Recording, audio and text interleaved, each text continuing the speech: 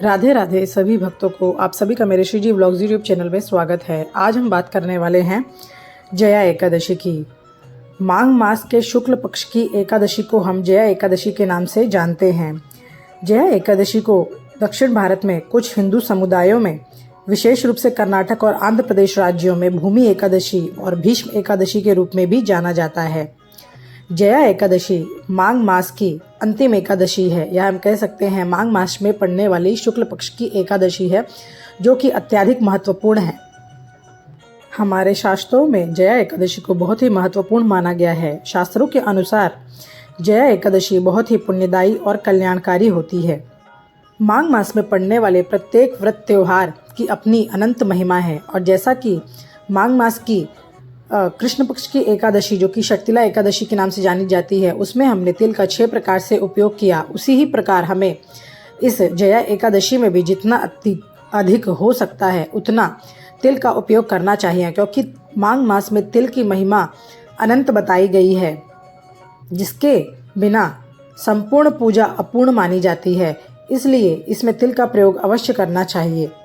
मान्यताओं के अनुसार जया एकादशी का उपवास करने से मनुष्य का जन्म बुरी योनि अर्थात भूत पिशाच की योनि में नहीं होता। इसके अलावा जो भी व्यक्ति पूरी श्रद्धा और आस्था के साथ जया एकादशी का व्रत करता है, उसके सभी पापों का नाश होता है और घर में सुख संपत्ति आती है। पौराणिक मान्यता के अनुसार जया एकादशी का व्रत करने से दुख, दरिद्रता और कष्टों से छुटकारा भी मिलता है। इसलिए हमें जया एकादशी का व्रत अवश्य करना चाहिए। पुराणों में यह भी वर्णन है कि एकादशी का व्रत करने से मनुष्य को ब्रह्म हत्या इत्यादि पापों से छुटकारा मिलता है और मृत्यु के पश्चात मोक्ष की प्राप्ति होती है। जया एकादशी का व्रत करने से यज्ञ, जप, दान आदि के समान पुण्य प्राप्त होता है। पुराणों में ऐसा वर्णन है कि इस एकादशी का व्रत करने से अग्न्योष्टम यज्ञ के पुण्य फल की बराबर की प्राप्ति होती है। पौराणिक मान्यता यह भी बताती है कि जो व्यक्ति पूरी श्रद्धा के साथ जया एकादशी का व्रत और पूजन करता है, वह हजारों वर्ष तक स्वर्ग में निवास करता है। जया एकादशी के दिन भगवान विष्णु, या हम कह सकते हैं भगवान लक्ष्मी नारायण की पूजा होती है, और क्योंकि माघ मास को माधव मास के नाम से भी जाना जाता है, इसलिए इस दिन हम माधव स्वरूप के भी पूजन कर सकते हैं। जया एकादशी के महत्व के बारे में पद्म पुराण और भविष्योत्तर पुराण में बताया गया है कि जया एकादशी के महत्व के बारे में भगवान श्री कृष्ण ने युधिष्ठिर को बताते हुए कहा कि यह व्रत करने से ब्रह्म हत्या जैसा पाप से भी मुक्ति मिल जाती है। माघ का महीना भगवान शिव को भी अत्यंत प्रिय है, इसलिए यह माह उनकी पूजा के लिए अत्यधिक शुभ होता है। इसलिए जया एकादशी के दिन भगवान शिव और विष्णु यानी हर और हरि दोनों के भक्तों के लिए बहुत ही महत्वपूर्ण माना जाता है। पौराणिक कथाओं के अनुसार जया एकादशी के दिन पवित्र मन से किसी भी प्रकार की द्वेष भावना को नहीं लाना चाहिए और सच्चे मन से भगवान विष्णु और माता लक्ष्मी की पूजा करनी चाहिए। मन में द्वेष, छल, कपट, काम और वासना की भावना नहीं लानी चाहिए। इसके अलावा नारायण स्तोत्र एवं विष्णु सहस्त्र नाम का पाठ करना बेहद लाभकारी साबित होगा। इस व्रत का पालन पूरे विधि विधान से करने से माता लक्ष्मी और श्री हरि विष्णु की कृपा बरसती है और मनुष्य को उसके समस्त पापों से मुक्ति मिलती है तथा उसे भूत, पिशाच और प्रेत योनि में जन्म नहीं लेना पड़ता है। चलिए अब बात कर लेते हैं शुभ मुहूर्त की और किस दिन हमें व्रत करना है। देखिए, एकादशी तिथि 31 जनवरी को आरंभ होकर 1 फरवरी तक रहेगी, परंतु वैदिक परंपरा में उदय तिथि होते सूर्य में ही किसी भी तिथि का आगमन माना जाता है। इस कारण एकादशी 1 फरवरी को मनाई जाएगी। एकादशी जो है वो प्रारंभ हो रही है 31 जनवरी 2023 को दोपहर 11:55 से, और इसका समापन हो रहा है 1 फरवरी को बुधवार दोपहर 2:01 पर। तो उदया तिथि के अनुसार हम एकादशी का व्रत 1 फरवरी को करेंगे। अब अगर हम बात करें शुभ मुहूर्त की, तो देखिए इसमें 2 शुभ योग बन रहे हैं। सर्वार्थ सिद्धि योग है, जो कि 1 फरवरी 2023 को प्रातः 7:10 से अर्धरात्रि तक 3:23 तक रहेगा। इसके अलावा इंद्र योग बन रहा है, जो कि 1 फरवरी 2023 को ब्रह्म मुहूर्त से लेकर सुबह 11:30 बजे तक रहेगा। मान्यता है कि इन योगों में पूजा पाठ करने से व्रत के संपूर्ण फल की प्राप्ति होती है। अगर हम बात करें एकादशी के व्रत के पारण समय की, तो पारण का समय 2 फरवरी 2023 को सुबह 7:09 से लेकर सुबह 9:19 तक रहेगा। सभी जगहों पर एकादशी 1 फरवरी को मनाई जाएगी, इसलिए हम भी एकादशी का व्रत 1 फरवरी 2023 को करेंगे। चलिए अब बात कर लेते हैं पूजा विधि की। तो देखिए, जैसा कि मैं पहले भी बताती हूँ कि पूजा विधि सब एकादशियों की एक ही होती है, बस थोड़ा बहुत अंतर होता है जो कि आपको करना होता है विशेष रूप से। और वैसे भी माघ मास में, क्योंकि यह शुक्ल पक्ष की एकादशी पड़ रही है, तो इसमें आपको विशेष रूप से जितना हो सकता है उतना श्रद्धा, निष्ठा और भक्ति से इस व्रत का विधि विधान के साथ पूजन, पठन और नियम का पालन करना है, ताकि आपको उसके संपूर्ण फल की प्राप्ति हो। तो इसमें आपको ब्रह्म मुहूर्त में उठकर स्नान आदि से निवृत्त होना है। स्नान के जल में आपको गंगा जल और काले तिल अवश्य डालने हैं। तत्पश्चात आपको पीले वस्त्र धारण करने हैं। उसके बाद आप मंदिर में आकर व्रत का संकल्प लें। यदि सूर्योदय हो चुका है तो आप सूर्य को अर्घ्य देते हुए अपनी पूजा की शुरुआत करें। इसके बाद आप भगवान का पंचामृत से स्नान करवाएं।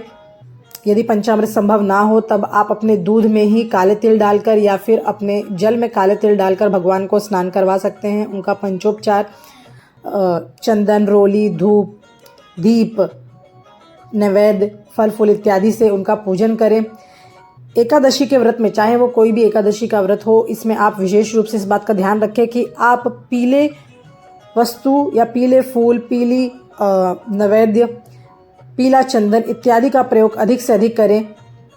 तो भगवान श्री हरि या हम कह सकते हैं भगवान लक्ष्मी नारायण अत्यधिक प्रसन्न होते हैं। इसमें यदि आप पीले भोग लगाते हैं तो इसमें आप पीली मिठाई या पीले मखाने की खीर, केसर डालकर आप बना सकते हैं। पीले अपने दूध में केसर डालकर पीले दूध का भोग लगा सकते हैं। तो इस प्रकार से आपको भगवान को भोग लगाना है। और इस दिन आपको विष्णु सहस्त्र नाम, विष्णु स्तोत्र या कृष्ण कृपा कटाक्ष इत्यादि का पाठ करना है। पाठ करने के तत्पश्चात आपको एकादशी की कथा और उसका महात्म सुनना है। और उसके बाद आपको एकादशी माता एवं भगवान लक्ष्मी नारायण की आरती करनी है। इस प्रकार से आप अपना सवेरे का पूजन संपन्न करेंगे। इस दिन आपको जितना ज़्यादा हो सकता है उतना समय भगवान के भजन कीर्तन में व्यतीत करना है। साथ ही साथ अगर आपने एक समय फलाहार का नियम लिया है तब आप शाम में फलाहार करेंगे। भगवान को भोग इत्यादि सबसे पहले आप लगाएंगे और वही भोग आप ग्रहण करेंगे। और यदि आपने निराहार या निर्जला व्रत रखा है तब आप अगले दिन अपने व्रत का पारायण करेंगे। रात में यदि हो सके तो 1 या 2 प्रहर अवश्य जागरण करके भगवान का कीर्तन करें, जिससे कि आपके पुण्य फल और अधिक बढ़ जाता है और आपको अनंत फल की प्राप्ति होती है। इस दिन आप ओम नमो भगवते वासुदेवाय या फिर हरे राम राम राम हरे हरे, हरे कृष्ण कृष्ण कृष्ण हरे हरे, इस मंत्र का जाप और कीर्तन अवश्य करें। तो इस प्रकार से आप अपना व्रत पूर्ण करेंगे। और साथ ही साथ इस दिन दीपदान का भी अत्यधिक महत्व होता है। हर एकादशी में आपको दीपदान करना होता है। आप एक दीप अपने मंदिर में अवश्य प्रज्वलित करेंगे। साथ ही साथ आपको इस दिन तुलसी में दीपदान, घी का दिया प्रज्वलित करना है। आपके घर की चौखट पर आपको दीपदान करना है। साथ ही साथ इस दिन आप पीपल के वृक्ष में दीपदान कर सकते हैं। आप अपने आकाश के लिए दीपदान कर सकते हैं। यदि एकादशी रविवार को पड़ रही है तब आप एकादशी में दीपदान करेंगे, परंतु आप तुलसी माता को स्पर्श नहीं करेंगे, ना ही तुलसी माता में जल देंगे। परंतु इस बार एकादशी जो है वो बुधवार को पड़ रही है, तो ऐसा कुछ भी नहीं है, आप दीपदान कर सकते हैं, परंतु आपको जल नहीं देना है, क्योंकि एकादशी माता स्वयं भगवान श्री कृष्ण के लिए एकादशी का व्रत करती हैं।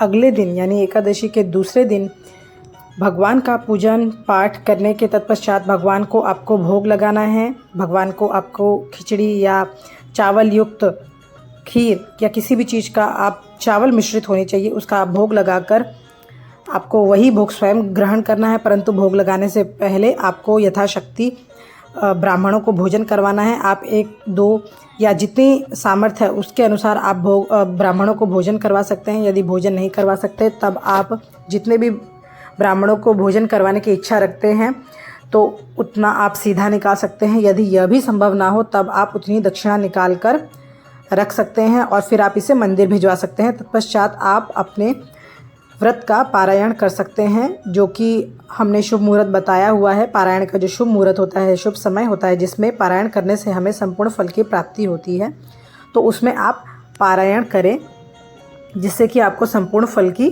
प्राप्ति होगी। चलिए अब बात कर लेते हैं विशेष भोग की। तो इस दिन आपको भगवान को विशेष रूप से गोंद गिरी के साठे यानी कि गोंद के लड्डू का भोग लगाना है, जिसका कि विशेष महत्व बताया गया है। तो यदि आपने एक समय फलाहार का नियम लिया है, तो सबसे पहले आप भगवान को गोंद के लड्डू या फिर हम कह सकते हैं गोंद गिरी के साठों का भोग लगाएंगे और वही सबसे पहले आप ग्रहण करेंगे। तत्पश्चात आप फल वगैरह ग्रहण कर सकते हैं। और यदि आपने निर्जल व्रत रखा है, तब आप अपना पारण सबसे पहले इन गोंद के लड्डुओं से करेंगे और उसके बाद आप अन्य भोग ग्रहण कर सकते हैं। यदि यह संभव ना हो, तब आप तिल के लड्डू या तिल से बने हुए व्यंजनों का भोग भगवान को लगा सकते हैं और स्वयं भी ग्रहण कर सकते हैं। परंतु गोंद के लड्डुओं का विशेष महत्व बताया गया है, जिससे कि भगवान अत्यधिक प्रसन्न होते हैं और व्रत का फल अनंत गुना बढ़ जाता है और संपूर्ण फल की प्राप्ति होती है। तो इस प्रकार से आपको भगवान को गोंद के लड्डुओं का भोग लगाना है। इसमें आप केसर का भी प्रयोग कर सकते हैं, क्योंकि हम एकादशी में पीली चीज़ को ज़्यादा महत्व देते हैं, तो इसमें थोड़ा सा पीला रंग चढ़ जाता है इससे। तो इस प्रकार से आप भोग लगाएं और भगवान को प्रसन्न करें। तो इस तरह अपनी इस वीडियो में हमने आपको एकादशी से संबंधित सभी जानकारी दे दी है, उसका शुभ मुहूर्त और हमें व्रत किस दिन करना है, उसका महत्व क्या है। तो अगर आपको मेरी दी हुई जानकारी अच्छी लगती है, तो आप मेरी वीडियो को ज़्यादा से ज़्यादा शेयर करें, ताकि अधिक लोग इसका लाभ उठा सकें। इसी के साथ अपनी वाणी को विराम देते हुए और आप सभी को प्रणाम करते हुए आप सभी को मेरी Radhe Radhe. Please like, share and subscribe.